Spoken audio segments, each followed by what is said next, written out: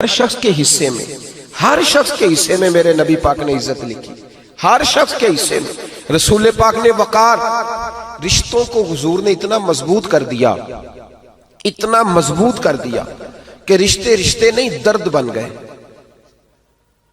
ماں کا نام آتا ہے تو آنکھوں میں آنسو آ جاتے ہیں نا، ماں کا نام آتا ہے تو دل تڑپتا ہے نا۔ یار یہ انقلاب ہے جو میلاد والے رسول نے برپا کیا، ورنہ حضرت طارق ابن عبداللہ کہتے ہیں میں حضور کے اعلان نبوت سے پہلے بھی مکے آیا تھا۔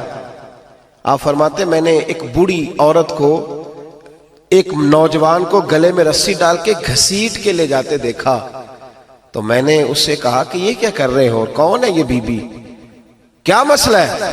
تو وہ کہنے لگا جی میری اماں ہے، بوڑھی ہو گئی ہے، کسی کام کی نہیں رہی تو بیچنے جا رہا ہوں، چلو کسی کے برتن جب مانجے گی تو میرے تو پاس کچھ نفع آئے گا نا بیچنے۔ یہ داستانیں نہیں، ابھی بھی جن لوگوں کی طبیعت سخت ہوتی ہے وہ قتل نہیں کر دیتے ماں باپ کو۔ واقعہ سنے نا آپ نے کہ ابا میرے نام زمین نہیں کر رہا تو مار دیا۔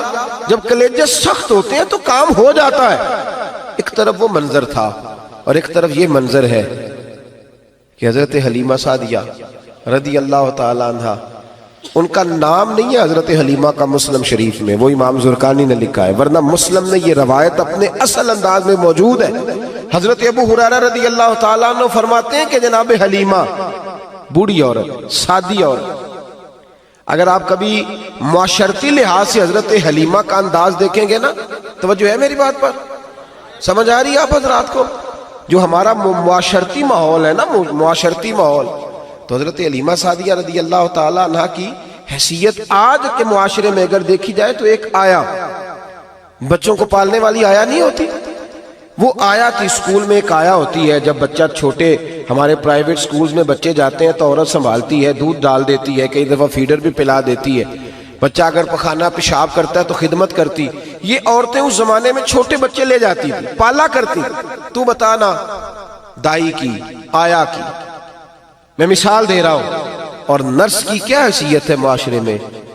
اور حضرت حلیمہ سعدیہ جب نبی پاک کو واپس لے کے آئی تھی تو چلو کچھ نہیں، لیکن نہ کچھ معاوضہ بھی انہیں حضرت عبد المطلب نے عطا کیا تھا۔ جناب آمنہ نے انہیں کچھ، ایک معنی یہ بھی ہو سکتا تھا کہ پیسے دے کے یہ کام کرایا، معنی ہو سکتا تھا۔ آج جو گھر میں اماں برتن دھوتی ہے اس کی کیا حیثیت ہوتی ہے؟ وہ تو بیچاری جن برتنوں کو دھو کے ہمیں دیتی ہے، بعد میں انہی برتنوں میں ہم انہیں کھانا کھانے کی اجازت نہیں دیتے۔ لیکن میرے رسول پاک نے رشتوں کو عزت دے دی، اس طرح کی عزت دی، اس طرح کی عزت دی کہ جناب حلیمہ مسجد نبی کا دروازہ گزری ہی تھی کہ حضرت ابو ہریرہ فرماتے ہیں نبی پاک ممبر پر اٹھ کے کھڑے ہو گئے، رسول پاک کھڑے ہوئے، نبی پاک۔ میں کبھی کبھی یہ روایت دیکھتا ہوں تو میرا دل کرتا ہے میں اپنے آپ سے پوچھوں، میرا دل کرتا ہے میں اپنے یاروں دوستوں خطباء سے، واعظین سے، پیروں سے، مشائخ سے پوچھوں کہ تو بھی بتا، جب تو شاگردوں کو پڑھا رہا ہوتا ہے اور تیرے ابا جی آتے ہیں تو کبھی اٹھ کے کھڑا ہوا ہے؟ اپنے جیسے لوگوں سے، اچھے علماء کی بات نہیں کرتا، کبھی سوال کرو۔ یہ بڑا مشکل کام ہوتا ہے، بڑا مشکل کہ عالم دین تقریر کر رہا، والد آ جائے، بندہ اٹھ کے کھڑا ہو۔ لیکن رسول پاک نے عزتیں دی، وقار دیا۔ جناب حلیمہ داخل ہوئی تو حضور ممبر پہ کھڑے ہوئے اور اتنی تیزی سے حضور آگے بڑھے، اپنی چادر کو اتارا اور پھر میرے رسول نے زمین پہ بچھایا، اور پھر حضرت حلیمہ سعدیہ بیٹھ گئی۔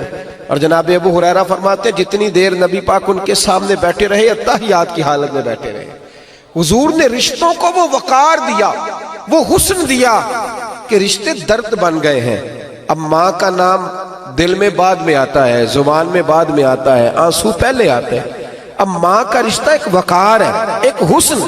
الحاوی للفتاوی میں امام جلال الدین سیوطی رحمت اللہ لکھا ہے فتح مکہ کے بعد نا کمال ہو گیا، وَرَأَيْتَ النَّاسَ يَدْخُلُونَ فِي دِينِ اللَّهِ أَفْوَاجًا، فوجوں کی فوجیں دین میں آ گئی۔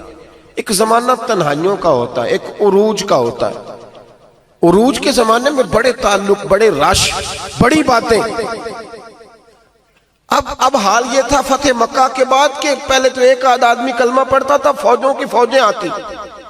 ایک دن نہ نبی پاک نماز پڑھانے آئے مسجد میں، میرے نبی پاک صلی اللہ علیہ وسلم جب مسجد میں آئے تو مسجد کھچا کھچ بھری ہوئی، گلیاں بھی بھری، 10,000 کے قریب لوگ مدینے میں جمع حضور کے پیچھے نماز پڑھنے کے لیے۔ پڑھیے صلی اللہ علیہ وسلم۔ نبی پاک صلی اللہ علیہ وسلم تشریف لائے نا، جیسے ہی مسجد میں داخل ہوئے تو 10,000 کا مجمع اٹھ کے کھڑا ہو گیا. ہمارے لیے لوگ کھڑے ہوتے ہیں تو ہماری آنکھیں پرنم نہیں ہوتی، بلکہ ہم اپنا حق سمجھتے ہیں. ہم کہتے ہیں ان کا بنتا ہے کھڑے ہونا. حالانکہ بھائی دنیا سب کے لیے کھڑی نہیں ہوتی. جب کوئی کھڑا ہونا تو نظر جھک جانی چاہیے اور تیرے دل میں خیال آنا چاہیے کہ یا اللہ مجھ پہ رحم ہی رکھنا، اے اللہ میری پردہ پوشی کرنا، یا اللہ یہ تیری دی ہوئی عزت ہے، مہربانی کر خفیہ تدبیر سے محفوظ فرما. کہ ہمیں احساس نہیں ہوتا الا ماشاءاللہ. اللہ کے محبوب داخل ہوئے تو 10,000 کا مجمع کھڑا ہو گیا. 10,000 آدمی کھڑا ہو تو ایک کیف بنتا ہے. تو میرے جیسا آدمی تو ویس کوٹ سیدھی کرنے لگ جاتا ہے نا کہ بڑی شان ہے جناب، کالر ٹھیک کر لو، دستار سیدھی کر لو، کیا بات. اتنے لوگ بھی کبھی کسی کے گاڑی کے پیچھے بھاگے. لیکن نبی پاک کا انداز کیا تھا؟ رسول پاک کی آنکھوں میں آنسو آ گئے. 10,000 آدمی کھڑا ہوا، حضور رو پڑے اور اتنا روئے کہ جناب ابو ہریرہ رضی اللہ تعالی عنہ فرماتے ہیں کہ میں نے نبی پاک کے سینے سے آواز نکلتی دیکھی. جب آدمی زیادہ روتا ہے تو سینے سے آواز آتی. حضور روئے کہ سینے سے آواز آئی. آپ فرماتے ہیں پھر حضور نے آنسو پوچھے، پھر نماز مکمل ہوئی. جب لوگ چلے گئے تو حضرت ابو بکر صدیق اٹھ کے قریب گئے، کہا یا رسول اللہ صلی اللہ علیہ وسلم آج کوئی وجہ نہیں تھی رونے کی، آپ آئے ہیں اور رونا شروع کر دیا.